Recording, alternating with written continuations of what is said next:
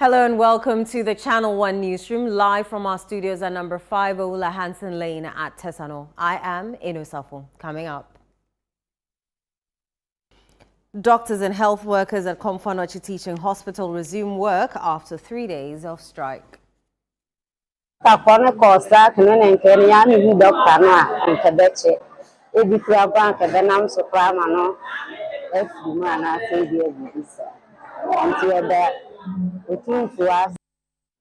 Tuasa District Court strikes out case involving teacher and student of Nyinahini Catholic Senior High School who were captured on video engaging in a physical altercation on campus. Today we came and the court has struck out the case. They have asked that we go back and settle this case amicably at the house. The family of the victim, the students, they have also approached the police and they have also agreed that this case should be settled between a teacher. Ghana Institution of Engineers blame weak supervision for recent building collapse. We must also be candid that these failures are not solely attributable to private actors. By law, developers are required to obtain building permits supported by approved technical documentation and to await formal authorization before commencing construction. Minority in Ghana's parliament demand report of anti-flood task force for scrutiny. The same families are displaced. The same drains are overwhelmed. The formation of the task force was widely publicized. Its results, however, Mr. Speaker, have been conspicuously silent. This is precisely why Honorable Shaib's demand that the task force findings and recommendations be brought. In Channel 1 Business.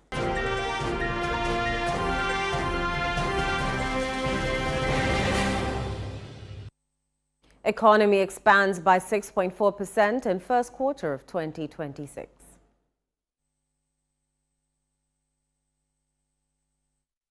In Channel 1 Sports.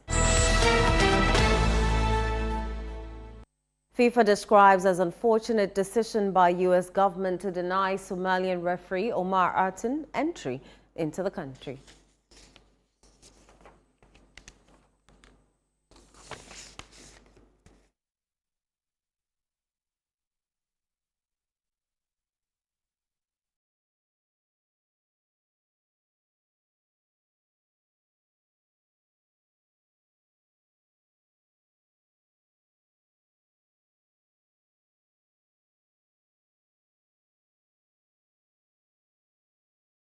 Thanks for joining us. Let's begin with health. Doctors and health workers at the Komfanochi Teaching Hospital have resumed work after calling off their strike on Tuesday.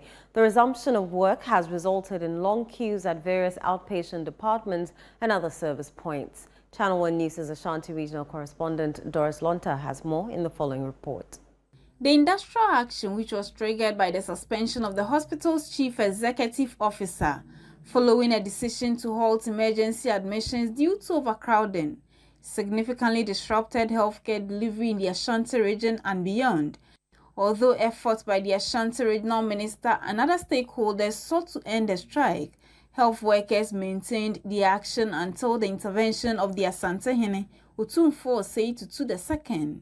However, the return to work has been met with overwhelming demand, as hundreds of patients were unable to receive care during the strike have flocked the facility. Some patients and relatives who spoke to Channel 1 News expressed excitement about the resumption of work.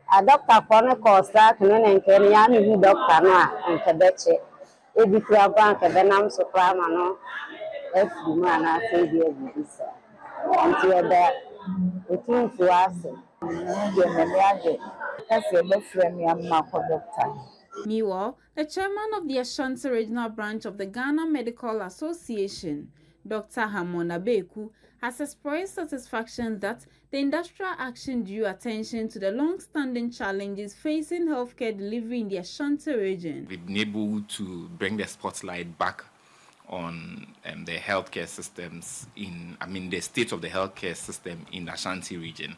We've been able to also shine a light on the Siwa Hospital, the Afari military hospital. We've been able to get commitment from government to at least to operationalize these 2 hospitals. We've seen the manpower of the peripheral hospitals, and now we can do reverse transfer, bring specialized care to them at the periphery. So that's a very, very useful gain that we've had. Speaking on the suspension of the hospital's chief executive officer, Dr. Beku expressed hope that authorities will temper justice with mercy, stressing that the decision to suspend emergency admissions was taken in the interest of public safety and patient welfare. Patients and doctors have expressed excitement about the resumption of work following Otumfuo's intervention and are urging authorities to take steps in completing and operationalizing other health facilities in the region. Reporting for Channel 1 News, I'm Doris Lonta, Ashanti region.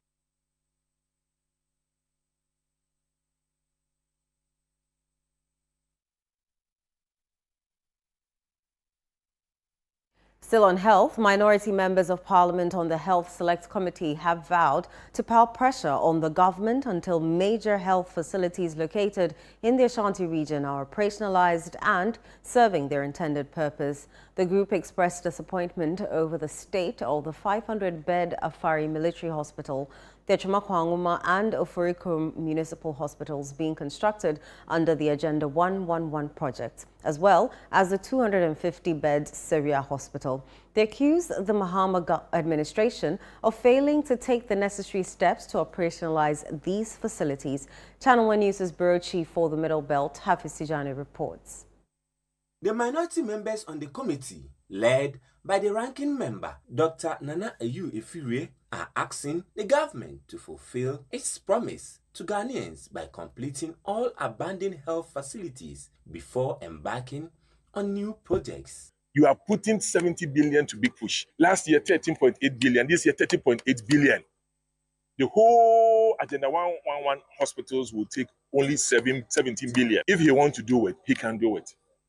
But talk about this place. They need almost about 200 million cedis. You are spending big push billions. You can't have just about 50 million for the contractor to complete this project and then pay the rest in about 4 years. You would agree. A member of the committee was seen weeding portions of the overgrown facility during the inspection. This situation cannot continue.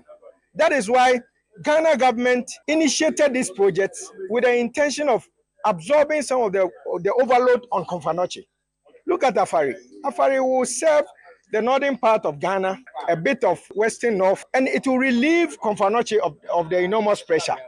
Several construction materials have been left exposed to harsh weather conditions, with bags of cement, caking, and other materials deteriorating after being abandoned on site. Cement, we could count over 100,000 bags of cement that have been left to cake. If you go behind there, a lot of iron rods, building materials, headpans, and everything that was needed for construction. The materials are going waste. Just as the MPs were leaving the facility, some military officers arrived and questioned their entry without prior permission.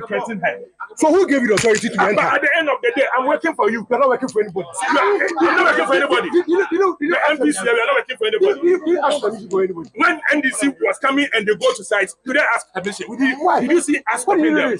Member of Parliament for Achuma North and a member of the Parliament's Health Select Committee, Frank Yabua, described as unacceptable the government's failure to operationalize the Achuma Municipal Hospital at Trede, constructed under the Agenda 111 program. Look at this doctor's bungalow, refrigerators, washing machine, everything, even bed sheet. Go to this room, you see the bed sheet.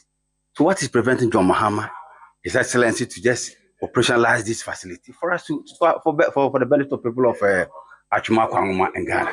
The clergy, traditional rulers, and residents are also mounting calls for the completion and operationalization of these facilities. We are appealing to the president. Please, come to our aid. People are suffering. Come to our aid and complete it for us. Employ people, and this hospital will be operationalized. Very, very disappointed. It appears as Ghanaians, we are not angry enough. Getting into this room, seeing the television, seeing the freezers, seeing the cylinders, seeing the bed sheets, I can tell you that the NDC government is not doing us any good.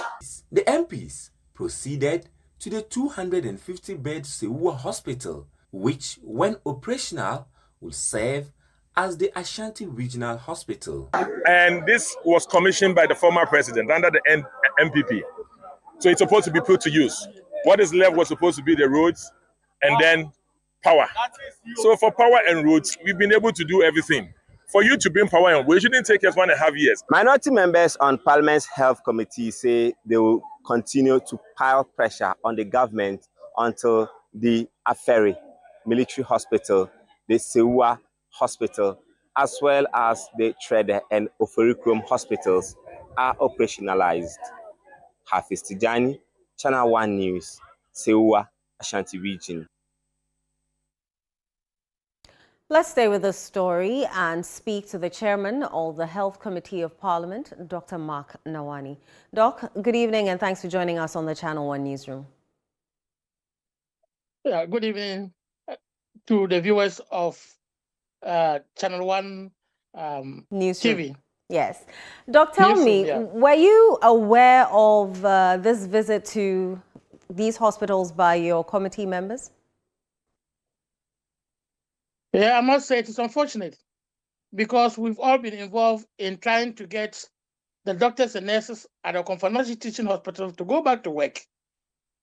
And indeed, we're happy with the intervention of our great king, Otumfuo, who appealed to them and they listened and went back to work, only for them to be quite opportunistic and use these grievances of this work of this staff to go to those hospitals and try to make some news out of it. But I think history will judge whatever they are doing. I'm saying this because they had 8 good years to complete these hospitals. These hospitals were started during Mahama period, and it was about 75 to 80% completed. I'm talking of Afari and Sewua. They are not part of the Agenda 111. No. They were hospitals that were started at that time. And they had 8 years to complete them. They did not do it.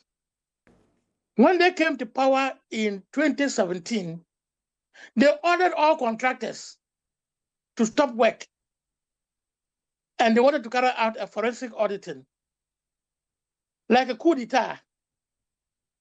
They dismissed practically all the contractors on the projects that they were carrying out, both roads and hospital projects. And this is what has made those projects for 8 years to remain uncompleted. The contractors who came or who were appointed to continue, or some of them who continued themselves, had to ask for variations. In other words, an increase in the contract sum, which was not originally planned for. And so we have a situation where there are little financial problems. And that is because those contractors were stopped. And later, we had to visit, in fact, as a minority, we also visited those facilities. And we met Unoject executives. Right. Indeed, we made them to get the contract back and to start working on it. But the sum of money that they now needed to complete the project was different from the initial contract. These are the issues that have brought us up to this stage. And for them to pretend that, they are now saints, and that within 1.5 years after the NDC has come to power, they should be able to fix all these problems. It's unfortunate. Doc, it's people's lives that we're talking about here. So what's the government's plan to operationalize these hospitals? Are there any timelines? I wouldn't say there are timelines, but we are committed. President Mahama and Minister Kando and the NDC are committed to continue with these uncompleted projects. There are about 200 of them that remain uncompleted, and we are committed. Indeed, the president said we are going to work about 20 to 30 of them starting from this year, and we are hoping that immediately we are going to start working on 10 of them once the funds are made available. I'm saying this because when we came to power 1.5 years ago, the economy was in shambles. The economy was in the intensive care unit. We had to work very hard to reduce inflation. We had to work very hard to reduce debt to GDP. We had to pay debts left and right. Indeed, we ran the health sector last year without any external borrowing. And donor funding had dwindled or reduced drastically. This is how we funded the health care sector last year. And so I'm not surprised that we are not getting enough resources to speed up the completion of these projects like we would have wished to do. But I am appealing to Ghanaians to exercise patience. The president is committed to work on these uncompleted projects, and we will definitely work on the Afari Hospital and then the Sewa Hospital. Dr. Nawani, considering the pressure on other health referral facilities in the Ashanti region, are you minded to fast-track work on these other hospitals? Yes, there's practically a lot of pressure everywhere. You can see what happened in Accra, even though Accra has got so many other referral hospitals. You saw the Nobel syndrome over there. Yes. That probably might have led to the death of even Charles Emisa, etc. If you go to other hospitals in the country, they are there. Indeed, some regions do not even have a regional hospital, let alone to admit. They don't have to admit patients because they don't have the hospital at all. Right. And so there's pressure. But like I want to assure Ghanaians that we first needed the first 1.5, 2 years to fix the economy. And that is exactly what we have done. Right. We have been able to remove it from the intensive care unit. The economy, as you agree with me, is now on the right footing. And I'm hoping that we will soon start feeling the dividends. Right. And the dividends will be the completion of these projects, more employment for the people of Ghana. Our mothers and daughters and sisters can have places in the markets to sell and make more profit and prosper. Our roads network will all be fixed. Right. Every sector will start experiencing it. And I'm hoping that the health sector will also get its fair share of, the resources. Right. Dr. Nawani, always a pleasure to talking to you. Thank you so much. Thank you too. Let's move on to other stories, but still in the Ashanti region. The Twase District Court has struck out the case involving a teacher and a student of Minahini Catholic Senior High School who were captured in a widely circulated video engaging in a physical altercation on campus. The incident, which sparked public outrage after the video surfaced on social media, led to the arrest of the teacher. Ashanti regional correspondent Bright Yabwa reports. In a footage that surfaced on Monday, the teacher was seen repeatedly striking the female student before slamming her to the ground. He was subsequently arrested on June 8, 2026. The student was arrested later, with both of them undergoing medical examination for any potential harm on themselves. When the case came before the court, the judge, His Lordship Albert Addo, urged the teacher, the student, and their families to resolve the matter amicably through reconciliation and an out-of-court settlement. Speaking to the media after the court proceedings, the Ashanti Regional NARTS chairman, Professor Elvis Baini, urged civil society groups and members of the teachers' community to refrain from making prejudicial accusations or issuing threats against him. Today we met here at the court, and the prosecutor asked the court that the case should be withdrawn from the court. And the prosecutor indicated that he received a call from above. That call from above, we give ultimate thanks to our national president, Bema Prosperity, and that of the General Secretary, Musa Tanku, that they also took up this matter and started working at it up there. And the police hierarchy understood our leaders. Today we came and the court has struck out the case. They have asked that we go back and settle this case amicably at the house. The family of the victim, the students, they have also approached the police, and they have also agreed that this case should be settled between a teacher and a student, but not at the court. But we are sounding a word of caution to the civil society and the community the teacher lives, that nobody should accuse the teacher. The matter has ended in court. Education Minister Haruna Idrisu has condemned the increasing incidence of violence in senior high schools involving both students and teachers. He expressed concern over what he described as the growing prevalence of such acts and announced that an education conference involving key stakeholders will be held in July to address the issue. The following report has more.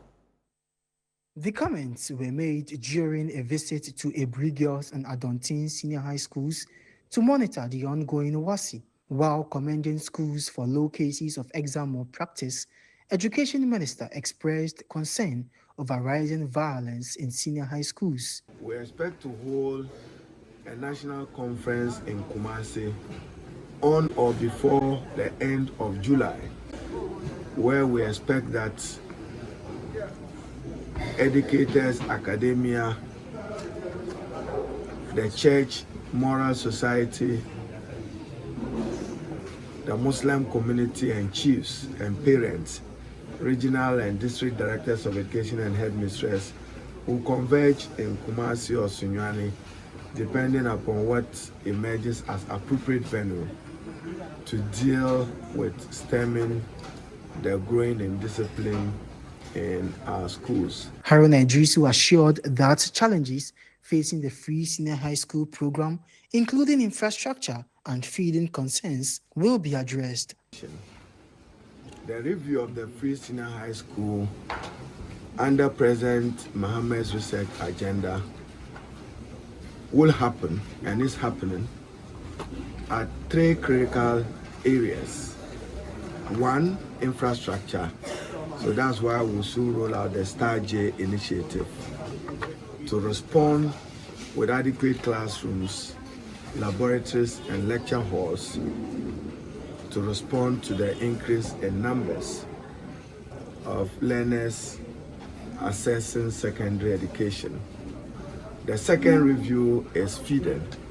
That's why we've uncapped the GET fund and have adequately provided for the feeding needs of students. He also disclosed that government is reviewing the BECE timetable to allow candidates more time between papers for adequate preparation. Many of you passed through BECE before WASI, and I understand that our schedule of the exams for BECE was just Monday to Friday, and that put many of you under some stress.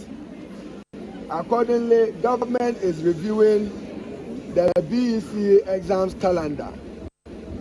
So now the BECE will begin on a Wednesday and end the following Wednesday, so that adequate time is given to our learners to prepare for BECE across the country.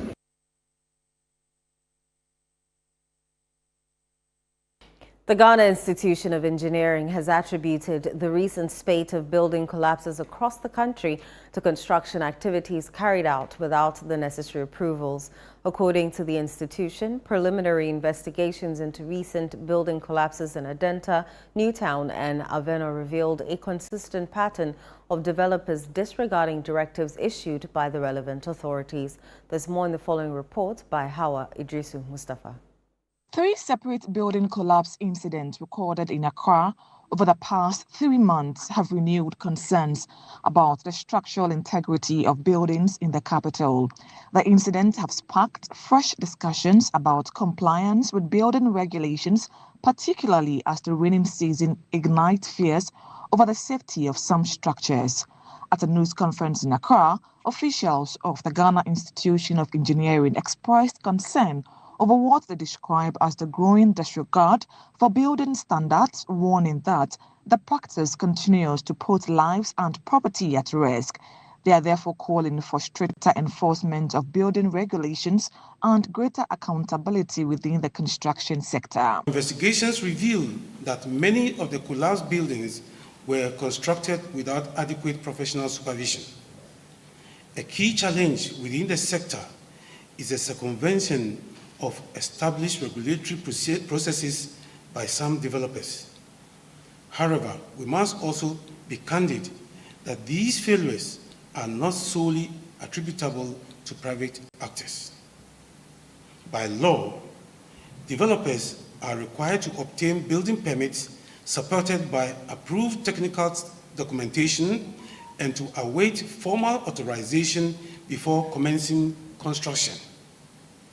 Once permits are issued, the head of works is expected to be notified so that a representative can be assigned to monitor construction at every stage. The institution further urged government to crack down on developers who engage unqualified and unauthorized professionals for construction projects. It all boils down to enforcement. The laws are there, the regulations are there, but once the enforcement is weak or is not there at all, the discipline is also a problem. Once the people are not disciplined and we don't enforce it, then there's almost nothing to hold on to. But if even the discipline is not there and we enforce the laws and the regulations, I think we are going to have things done correctly. For the Ghana Institution of Engineering, the continuous disregard for building regulations will continue to put the lives of individuals and property at risk. They want the government to crack the whip. Reporting for Channel 1 News, I'm Hawa Idrisu Mustafa. This is still the Channel 1 Newsroom on Channel 1 TV with me, Inu Safon. Still to come. Economy expands by 6.4% in first quarter of 2026.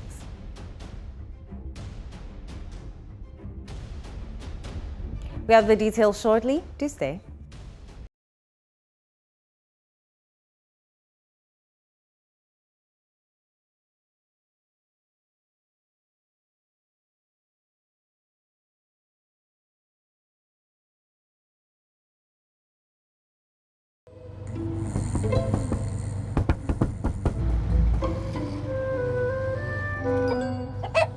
Numerous cases of people falling asleep have been reported across the African continent. No one can explain this phenomenon. With 24/7 FIFA World Cup coverage, sleep can wait. Everything can wait. Catch all 104 matches from as little as 98 Ghana cedis only on GoTV.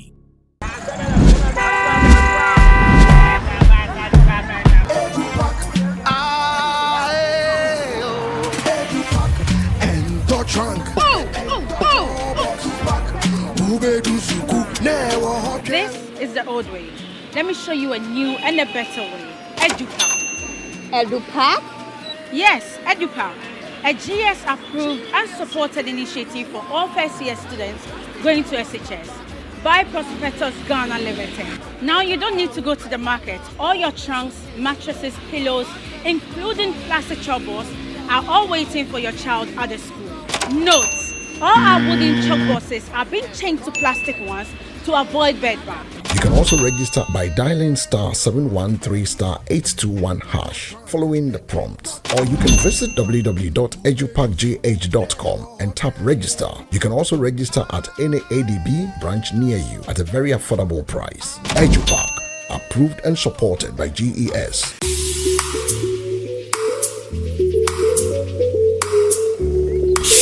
Misro. Eteye simani sui. Doctor said me operation. Cataract surgery. Misro. Minia. Ustro sesen. Sisia Dr. Agawa ama operation ya yes simple krum ha won't say. Sisia there no ABS. ABS. And also ne ABS na chese. No anesthesia. No bleeding. No suture. Unt na hospital hokra nche. Obeji di senra. Mekoye surgery. Sa. Ene se medi ye medwuma na you. Hwese meni da hokle. Wow. Na simple sa. O se hospital ba no. Dr. Agawa's Eye Hospital. E bentesa no police station. Wow. For it was 0501 534 498 and 0553 019 311. Dr. Agawa's Eye Hospital for eyes like new.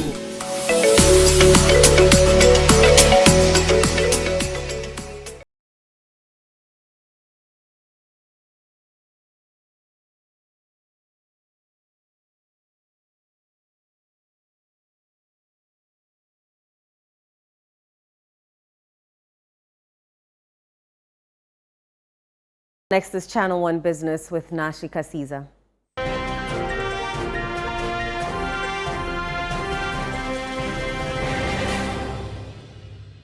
CNR Business is brought to you by EcoBank. Hello, my name is Pamela from Customer Service. Please revalidate your account by texting your Ghana card number to 0500,000 247. Hey. Abili, wabadim. Madam, give me the numbers behind your ATM card. I'm calling from the head office. An email was delivered across to our customers this morning. Confirm if this is your bank account. 100-100-100. Thanks for sending your bank card details. Send the OTP now to avoid cancellation. EcoBank will never call, email, send an SMS asking for your PIN, OTP, bank card, or Ghana card details. Don't get played. EcoBank, the Pan-African Bank. Hello, please, I'm calling from Customer Experience Center.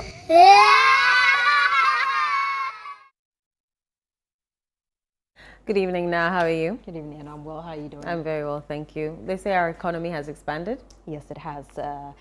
If you compare it by last year, it was 6.2%. This year is 6.8% per the first quarter. Give us the details.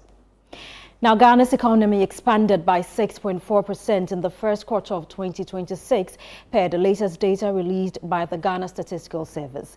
This represents a slight increase from the 6.2% recorded in the corresponding period of 2025, pointing to continued resilience in economic activity. We have more in the report by Daniel Sakiti.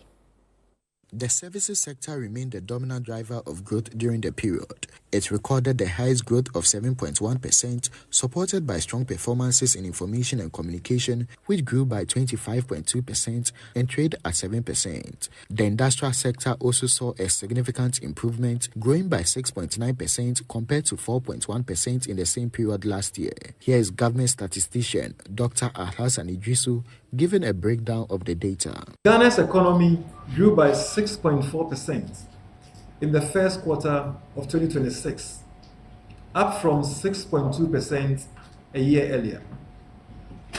Second, non-oil GDP grew by 6.3%, confirming broad-based economic expansion.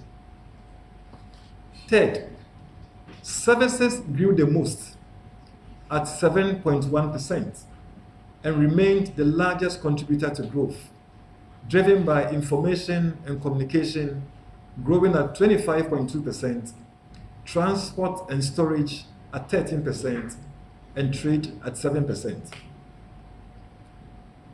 Fourth, industry accelerated significantly, growing at 6.9%, up from 4.1% a year earlier.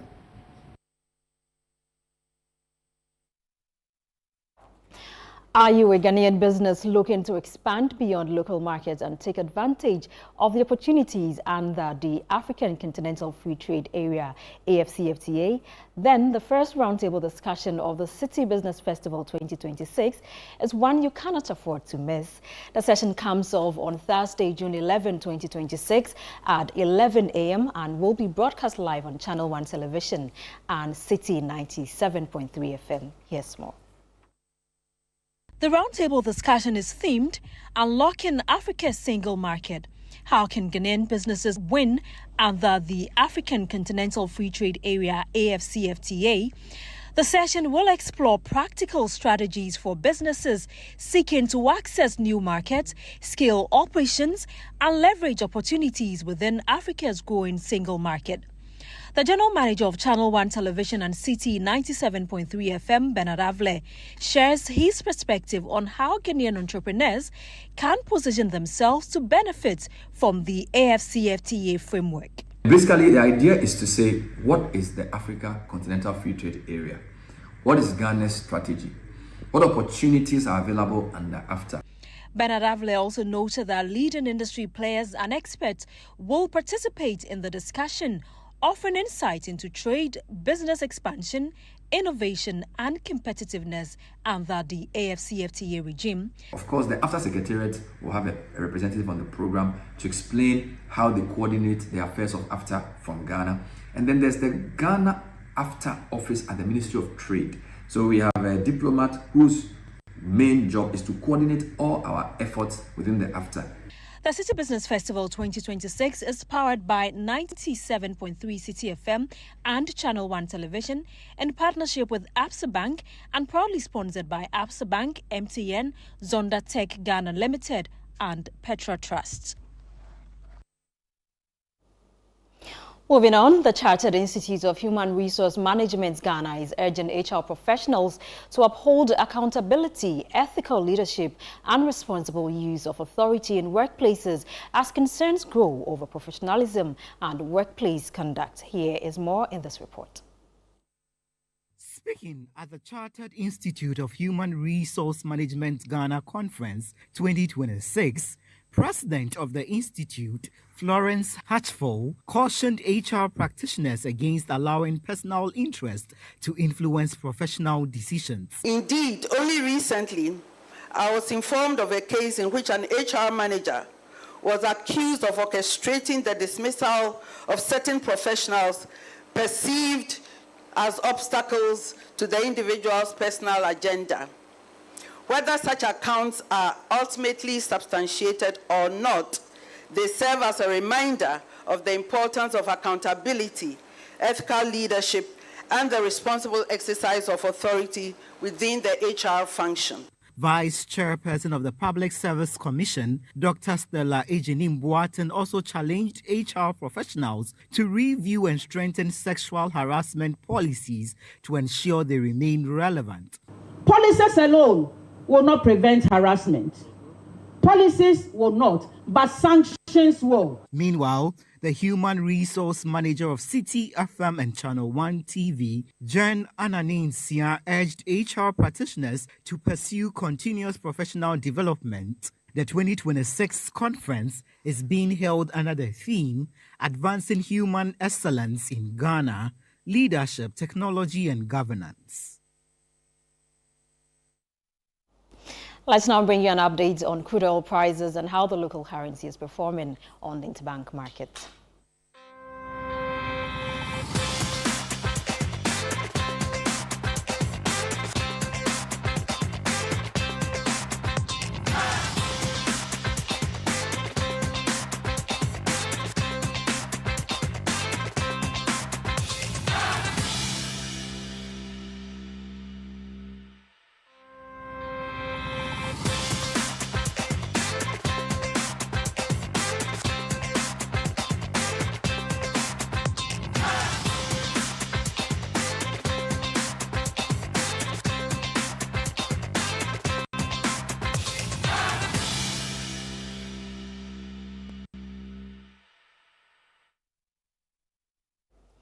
And that's all for Channel 1 Business. I am Nashika Caesar Eno. Back to you. Thank you very much now. Let's do some more stories.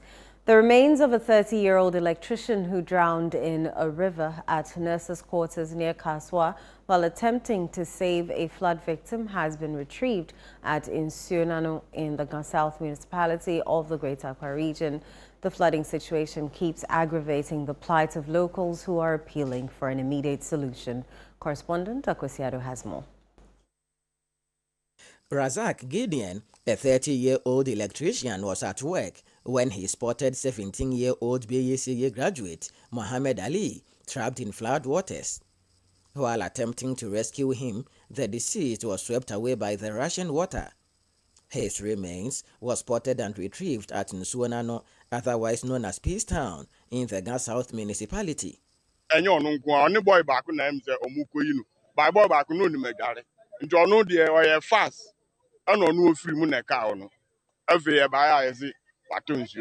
The flood victim, Mohammed, recounts his ordeal.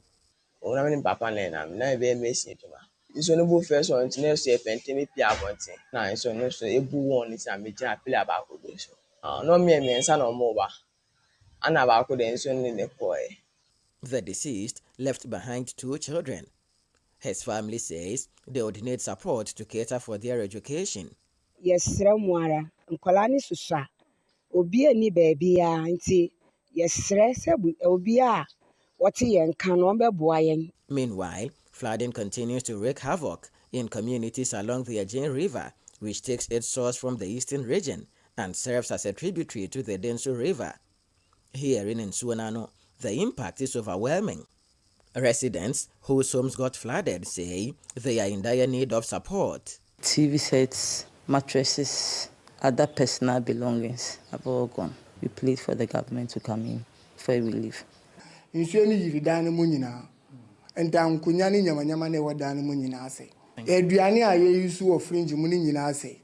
area's flooding situation has been attributed to haphazard siting of buildings.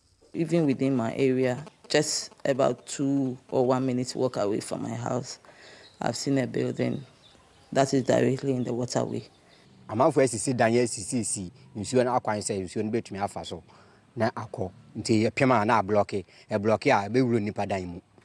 Others have blamed the siting of a huge waste disposal site by a private individual for the flooding in Peace Town and American Farm. When the volume of water comes from the nurse's site, it hits the dump site and, it gets back to people like us, our houses. Bola bia omunchugu hono, bola no. Ena asizi bibia amanso ni ba. Neni epeten kura ne yiri. A former assemblyman for the English Yamanfum electoral area, Zakari Ali Mohammed, wants authorities to pull down structures obstructing free flow of water. I'm saying every person who put up a stretcher on the waterway, the assembly has its authority to demolish it. Tuesday's torrential rains also caused part of a bridge on the river at Nurses' Quarters to cave in, exacerbating the area's flooding situation. During a tour to assess the impact of flooding on communities, Member of Parliament for Botiano English Yamanfum Felix Akwete Okle pledged a relief package to the affected people. That's the main reason why we are here. But we have to do the assessment, whether team or take will be with them and see how best we will alleviate them. Chief Executive for the Ga South Municipal Assembly, Moses Kabukubi Okanse, has warned that structures obstructing water courses will soon be pulled down to address the problem. Some of the buildings are not supposed to be where they are, and we have to take a drastic measure to make sure that they go. Okay. This is the right period for that.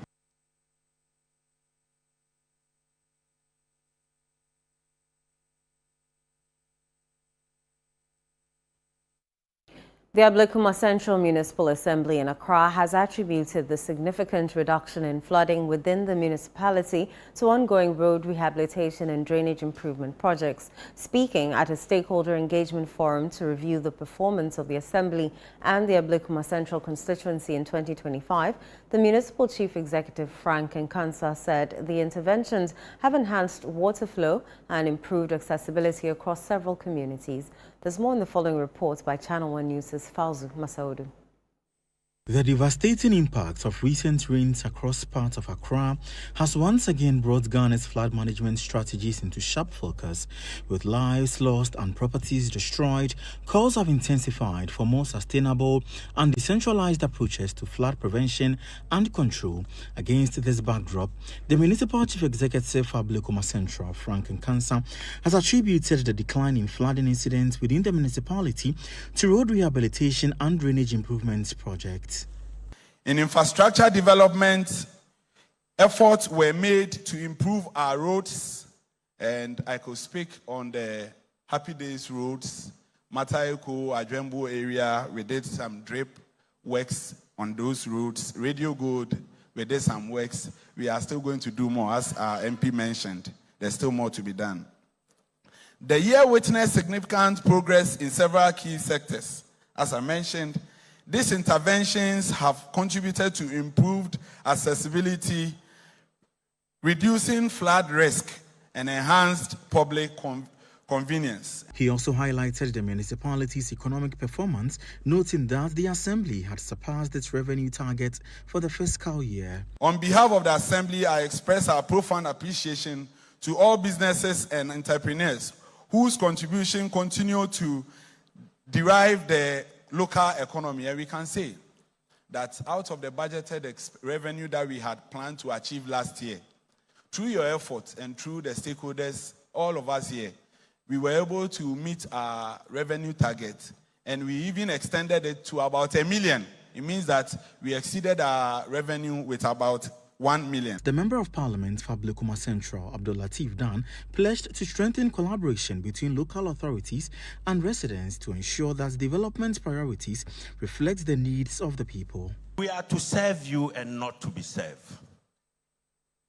Your wish should be our command, not our wish being your command. So bear with us that there are difficulties. And I believe in cooperation.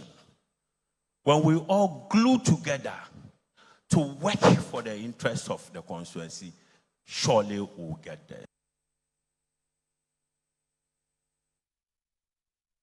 The Minority Caucus in Parliament is demanding that the report of the government's anti-flood task force be presented to the House for scrutiny. The call follows recent flooding incidents that left several communities in Accra submerged, raising fresh concerns about the effectiveness of measures aimed at addressing the capital's perennial flood challenges. There's more in the following report. The minister's assessment tour took him to the Ayawaso West Wugon, Ayawaso East, Ayawaso North Municipal Assemblies as part of an ongoing nationwide evaluation. The demand formed part of a debate in Parliament following renewed flooding in parts of the capital after recent heavy rains. According to the minority, although the anti-flood task force was established a year ago to tackle the challenge, there has been very little improvement in the flood situation. This was a body assembled from the very top of Ghana's executive machinery, announced to the public as a decisive intervention against perennial national problem. And yet we are here. The same communities are flooded. The same families are displaced. The same drains are overwhelmed. The formation of the task force was widely publicized. Its results, however, Mr. Speaker, have been conspicuously silent. This is precisely why Honorable Shaib's demand that the task force findings and recommendations be brought before Parliament is not a procedural technicality. Responding to the concerns, Majority Leader Mahama Yaraga argued that the task force would require more than a year to effectively address Accra's long-standing flooding problem. I've read about the special task force that was set up by the President. I'm not sure that this is a problem that can be solved within the 1 year that I think the task force has been in existence. A lot of studies are required, a lot of fundraising is required, and I believe that they will ultimately achieve some success, but we need to give them time. The Member of Parliament for Klote-Kwale, Dr. Zaneto Ajiman Rawlings, also expressed concern about the heavily silted Odo River, which runs through parts of her constituency. My constituency suffers from severe flooding, and Odona, for example, which is literally on the border of the Odo Channel. It's silted up, Mr. Speaker, and I've reiterated this several times on the floor since 2017. The fact that the regular desilting that should be happening is not happening. Meanwhile, the second Deputy Minority Chief Whip and Member of Parliament for Wajagbawe, Jerry Ahmed Shaib, whose statement triggered the debate, urged Parliament to suborn metropolitan, municipal and district chief executives from flood-prone areas to account for their flood prevention strategies. Mr. Speaker, I further urge the relevant parliamentary committees, particularly the Works and Housing Committee and the Local Government Committee, to invite the metropolitan and municipal chief executives of the most affected communities to present their local flood prevention strategies. Former Works and Housing Minister and Member of Parliament for Fwasia Irebi, Kojo Oponkroma, attributed the persistent flooding challenge largely to inadequate funding for major drainage and flood control projects. One of the major reasons is that the budgets that are allocated for the flood control programs do not get released. Mr. Speaker, you can check from the Ministry of Works and Housing. You will find that year to year, you probably won't find more than 25% of the budget that has been allocated for the program, the flood control program, being released. The MPs, especially those representing flood-prone areas, want solutions and they want them now. They're piling pressure on the government to bring to the House for scrutiny a report from the Anti-Flood Task Force it set up a year ago. From Parliament House in Accra, Charles Ozukumi for Channel 1 News. This is still the Channel 1 Newsroom on Channel 1 TV with me, Eno Safo. Still to come. FIFA describes as unfortunate decision by U.S. government to deny Somalian referee Omar Arton entry to the country. We have the details shortly. Do stay.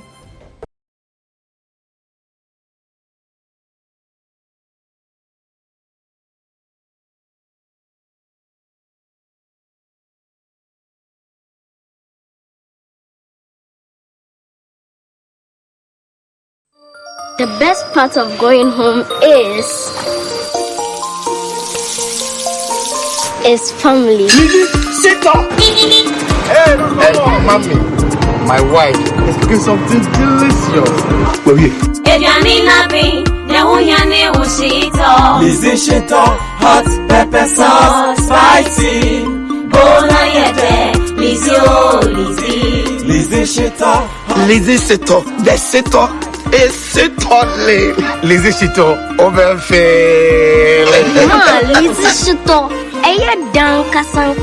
Please, can I take some to school tomorrow? Yes, my son, you can. Lizzie Shito dear. Ebesu obiasu. Lizzie Shito hot pepper sauce. Yes, spicy and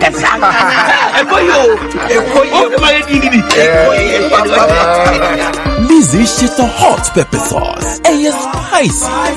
For bulk purchase, kindly contact 050-168-3344 or 050-155-0998. This advert is FDA approved. Yes, next. Hey, Nadia Benson, Asamo. Me didn't tum. Mr. Friendly Calico, just call me cockroach. Now, Mr. Friendly once now. Hey, that's you. Improve. Yeah. Captain Mosquito, double the accent.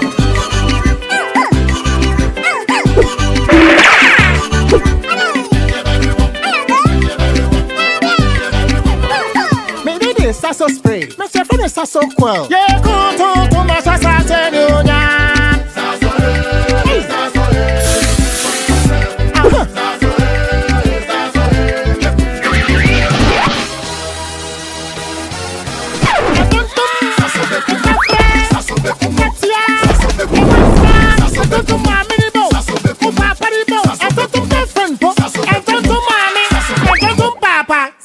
Come on, Tom Preco.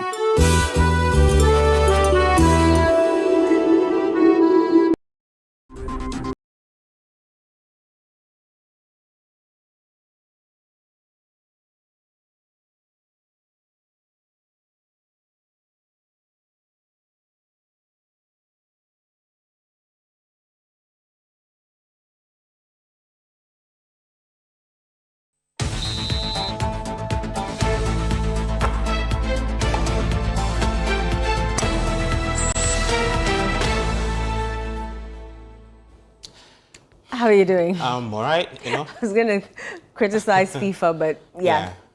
Give us the details. Right, let's get into it. Now, FIFA President Gianni Infantino has described the exclusion of Somali referee Omar Atan from the 2026 FIFA World Cup as unfortunate, insisting the World Football Governing Body did everything within its power to find a solution. Now, Atan, who was set to become the first Somali official to referee at the World Cup finals, was removed from the tournament after being denied entry into the United States of America. Now, speaking ahead of the start of the World Cup, Infantino said FIFA engaged relevant authorities in an attempt to resolve the solution, but ultimately had no control over immigration decisions. Of course, it is unfortunate as well what happened to Omar, the referee from Somalia. But again, we don't control everything. We try, we will discuss, we will speak, we will see. Maybe sometimes it's good as well to just, chill, relax. We work on everything. We try to solve everything. Sometimes to immediately start screaming and shouting has the opposite effect of finding a solution. Believe me when I tell you, or don't believe me if you don't want, but we try always to find solutions. Always. But then we need to respect that we are not the kings of the world who can rule over governments and police forces and I don't know what. We are a sports organization. We try to do our best with the means that we have to make as much. And let's stay with the World Cup, and the biggest competition in history will get underway. A record of 48 nations, 104 matches, and 3 host countries will come together for football's greatest spectacle. Channel 1 Sports' Julio Ashiri from has more in this report. The countdown is almost complete. On June 11, the 2026 FIFA World Cup officially gets underway as host nation Mexico take on South Africa at the iconic Estadio Azteca in Mexico City. 39 days later, one nation will lift football's most coveted trophy at the MetLife Stadium in New Jersey. But this World Cup is unlike any before it. For the first time, 48 nations will compete for glory, expanding from the traditional 32 format. The tournament will be staged across 3 countries, with matches played in 16 cities and a record 104 games scheduled. The new format means the top 2 teams from each of the 12 groups plus the 8 best third-place teams will advance to a newly introduced round of 32 before the knockout stages continue. And fittingly, the opening match carries a touch of history. 16 years ago, on June 11, 2010, South Africa and Mexico met in the opening game of the World Cup in Johannesburg. Now, exactly 16 years later, the same 2 nations meet again, this time in Mexico City. And even more remarkably, Mexico manager Javier Aguirre was also in charge of El Tri during that famous encounter in 2010. South Africa, guided by Hugo Broos, arrived as underdogs after mixed results in their preparation. But history has shown opening games have a habit of producing surprises. Right, let's stay with the World Cup, and Channel 1 TV is set to kick off the 2026 FIFA World Cup in style with an official World Cup party this Thursday on June 11. And the football fans are expected to converge at the Conclave next to Roots Hotel apartment from 6 p.m. for an evening of live football, fan engagement and World Cup excitement as the tournament gets underway on Thursday. Now, the event will bring together supporters from across the city to watch the opening match on the big screen, soak in the atmosphere and celebrate the start of football's biggest spectacle. With the expanded tournament featuring 48 nations and 104 matches across the United States, Canada and Mexico, the watch party promises to be the perfect curtain raiser for a month of unforgettable football action. And that's the very latest in the world of sports. I am Gabi Ofe. Back to you now. Thank you very much, Gabby. Let's do some more. That's how we wrap up today's bulletin. But do remember to log on to our website, channel1newsonline.com, for more stories. Download the Channel One News app on Google Play Store.